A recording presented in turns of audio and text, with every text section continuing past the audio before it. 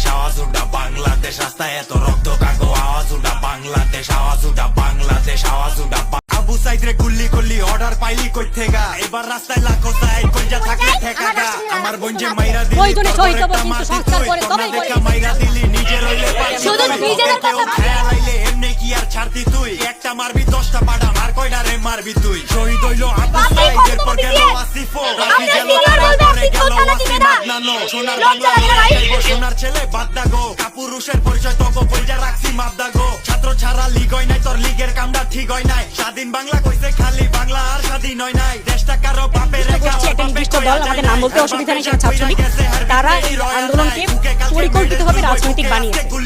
কথা হইলো মুর্দার দেশে নের আওয়াজ তুলবি কে 52টা ভুলতারি নাই 24টা ভুলবি কে শিক্ষার মাজা ভাঙবি তাইলে স্কুল কলেজ খুললি কে বাঙালি তো বোকা ভাই পায়ে পায়ে ধোকা খাই এত বছর চুষা খাইছস পরের পাটেও তরে যাই ঘরের সন্তান ঘরে নাই এই চিন্তা আপায় করে নাই কত ঝড়ে আইলো গেল চেয়ার আফার লড়ে নাই না কোনো লিগের আমরা আইছি কোন দলের দে নামছি রাস্তায় কাফন মাথায় টাই না আনুম দলের দে সাইদ আমি গুল্লিলো মো হাসি মুখে নলের তে স্টুডেন্ট গো আওয়াজ দাবা কমান্ডাইছে দলের তে আওয়াজ উঠা বাংলাদেশ আওয়াজ উঠা বাংলাদেশ রাস্তায় এত রক্ত কাগো আওয়াজ উঠা বাংলাদেশ আওয়াজ উঠা বাংলাদেশ আওয়াজ উঠা বাংলাদেশ রাস্তায় গুল্লি খোলো কেডা আওয়াজ উঠা বাংলাদেশ আওয়াজ উঠা বাংলাদেশ আওয়াজ উঠা বাংলাদেশ রাস্তায় এত রক্ত কাগো আওয়াজ উঠা বাংলাদেশ আওয়াজ উঠা বাংলাদেশ আওয়াজ উঠা বাংলাদেশ রাস্তায় গুল্লি খোলো